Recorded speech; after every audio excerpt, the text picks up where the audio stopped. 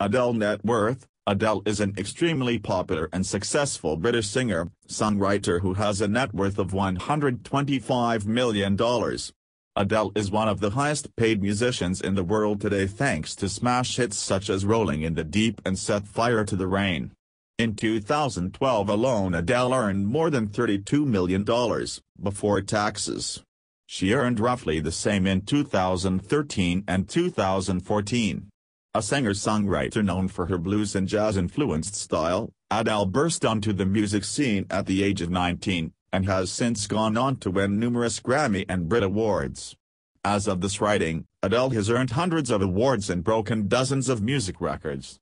In addition to topping the album charts, her debut record, 19, re-entered the charts to reach second place, the first time since the cruise that any artist has held both of the top two positions. At the 2009 Grammy Awards, Adele won the awards for Best New Artist and Best Female Pop Vocal Performance.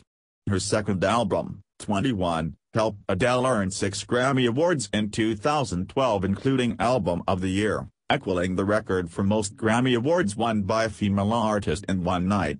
The album has also helped her receive numerous other awards, including 2 Brit Awards and 3 American Music Awards.